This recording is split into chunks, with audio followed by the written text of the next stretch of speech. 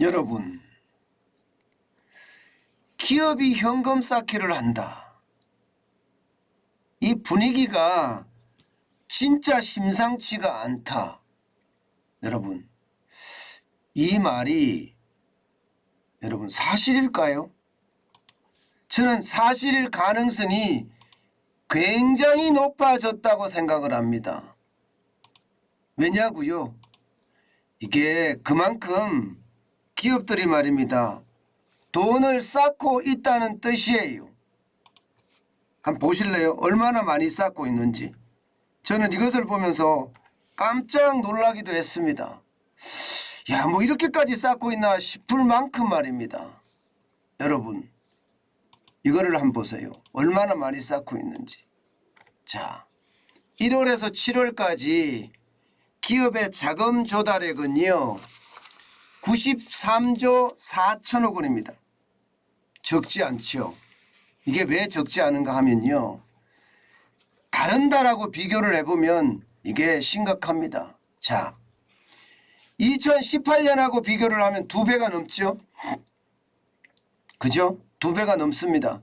그리고 2019년하고 비교를 해도 2배가 넘습니다. 2020년, 그러니까 코로나19의 위기가 한창일 때 이때보다는 좀 낮아요. 그때는 105조 6천억까지 모았으니까요. 그런데 작년 1월에서 7월까지는 91조 8천억 원입니다. 올해는 93조 8천억 원이에요. 이 말은 여러분, 기업이 지금 위기를 감지하고 있다는 뜻이 돼요.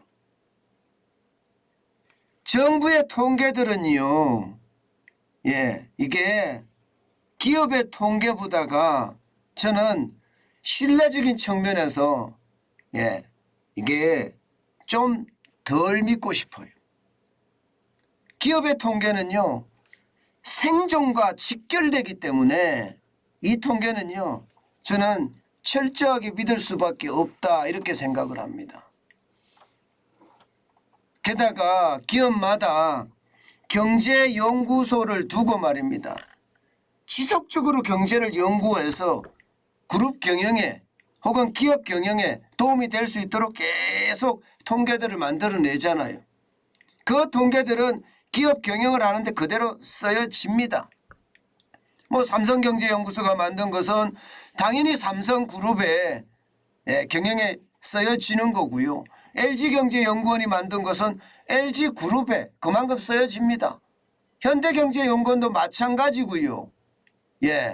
이게 기업의 연구소는 그만큼 말입니다.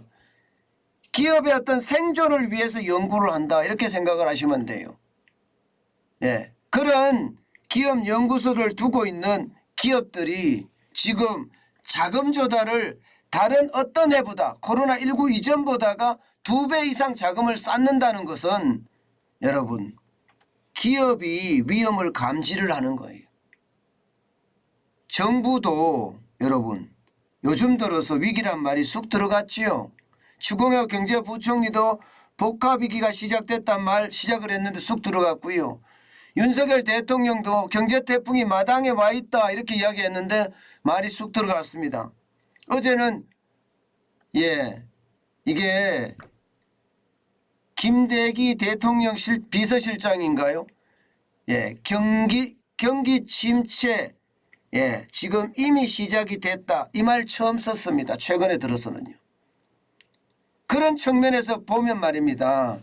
지금 대한민국의 경제의 어떤 이 강도라고 해야 되나, 위기의 강도가 굉장히 세졌다는 이야기예요.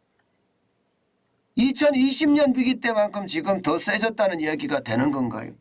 그만큼 기업은요, 쉽게 말하면 온갖 수단을 동원해서 자금 조달을 지금 하고 있습니다. 대출은 대출대로 조달을 하고요. 또 CP라고 해서 기업어음은 기업어음대로 지금 발행을 해서 조달을 하고요. 회사채는 회사채대로 조달을 하고요. 여기에다가 심지어 신주 발행을 해서까지 지금 자금을 조달하고 있는 그런 모양새예요. 그런 모습을 보면 말입니다. 야, 이거 어떻게 생각하면 점점 점점 기업들이 생각하는 것, 기업의 생존이 위태롭다. 다시 말해서 지금 경제 상황의 분위기가 심상치 않다. 이 말은 통용이 되는 겁니다.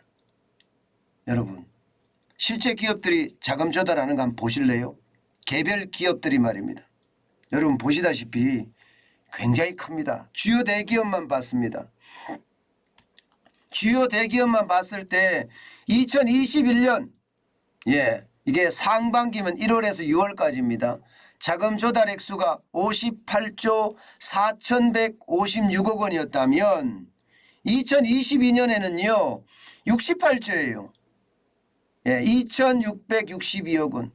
뭐 단순하게 봤을 때는 10조 이상 늘었죠. 10조 이상 늘었다는 것은 여러분 퍼센테이지로 보면요 적어도 말입니다. 적어도 이게 20% 가까이 늘었다는 이야기가 돼요.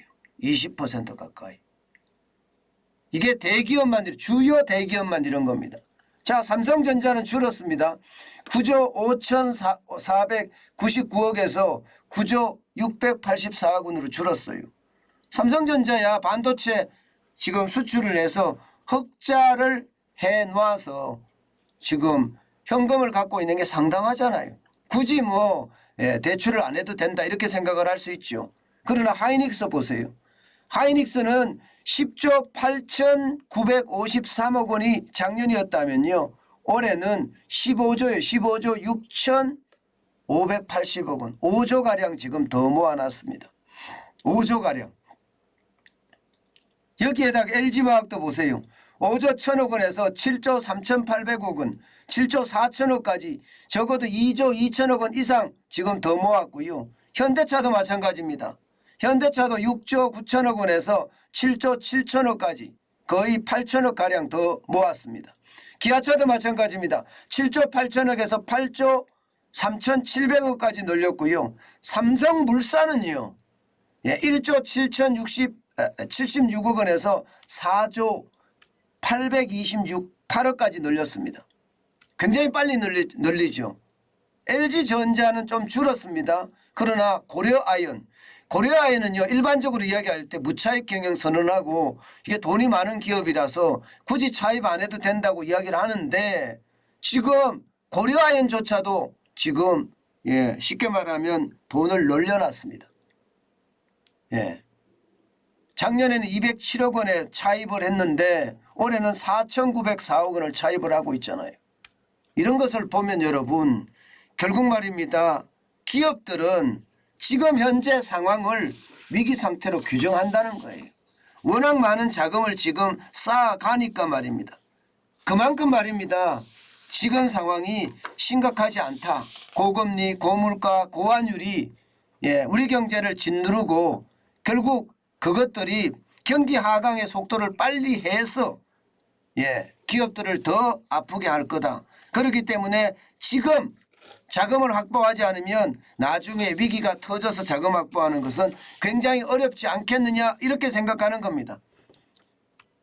저는 제가 이렇게 볼 때 말입니다. 벌써 기업들은 실물 경제가 굉장히 나빠진다 이렇게 이미 인식하고 있고요. 그래서 선제적으로 자금을 더 빨리 모아야 된다 이런 생각을 하는 겁니다.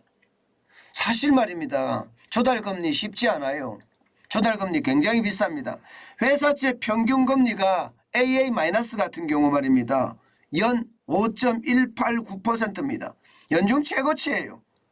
1년 전 같은 날하고 비교를 해보면 1.9962였거든요. 거기에 비하면 2.6배나 올랐습니다. 2.6배.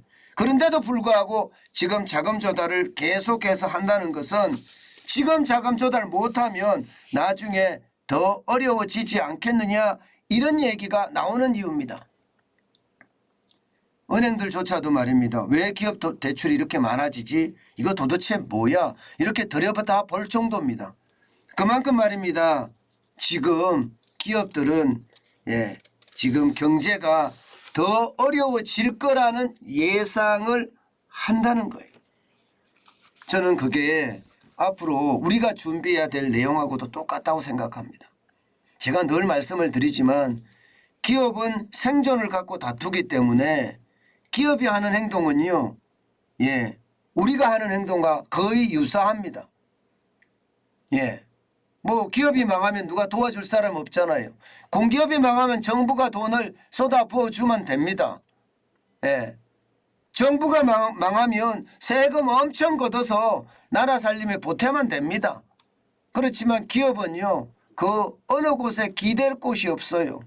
이 기댈 곳이 없는 기업이 지금 자금 확보를 계속해 간다는 것은 경제 위기에 대한 어떤 상황이 점점 커진다, 이렇게 읽을 수가 저는 있다고 생각을 합니다. 그만큼 상황 자체가 좋지 않다는 이야기입니다. 여러분, 제가 실물경제 나쁘다고 계속 말씀을 드렸습니다. 그런데 그 실물경제가 나쁜 것이 이제 현실화되는 거예요. 현재화되는 겁니다. 아마도 실물경제는 당분간 나빠질 겁니다. 그것도 굉장히 나빠질 가능성도 큽니다. 거기에 대한 대비책, 늘 제가 말씀을 드렸지만 대비해야 합니다. 그렇지 않고 방심하고 있다가는요, 저는 결국 스스로 위기를 맞을 수밖에 없다, 저는 그렇게 생각합니다. 여러분, 제가 경제 위기란 이야기를 벌써 이 방송을 시작할 때부터 제가 시작을 했으니까요. 제가 거의 3년째 이야기를 하고 있는 겁니다. 3년째. 그런데 3년째 이야기를 하고 있던 것들이 실제 2020년에 코로나19가 와서 실제 실현이 되고요.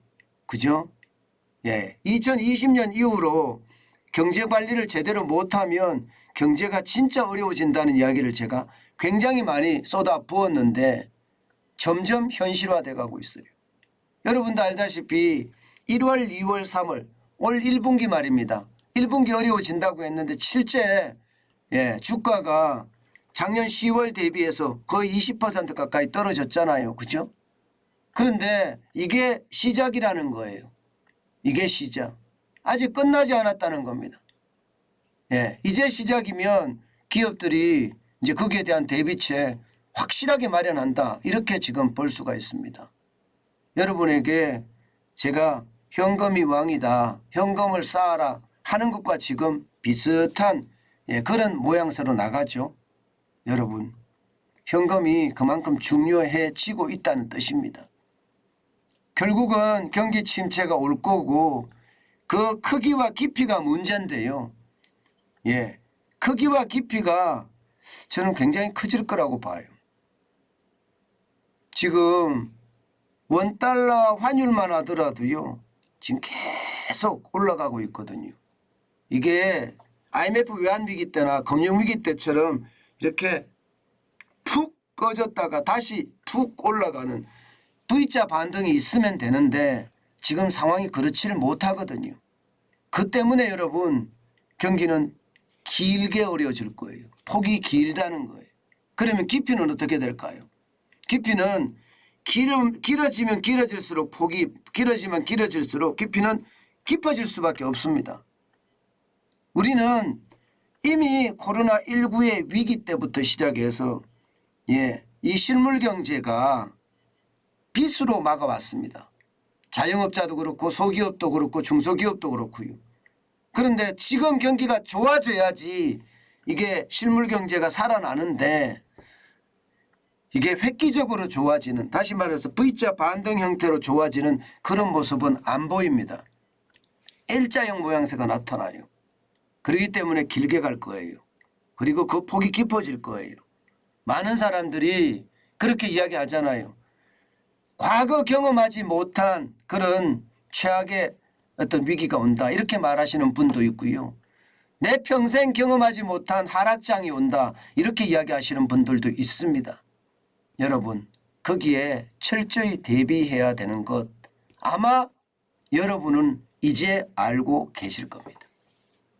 저는 여러분들이 그렇게 아주 철저한 준비가 결국 부자를 만들어준다 하는 것을 인식하고 있는 것으로 이해하고 있습니다.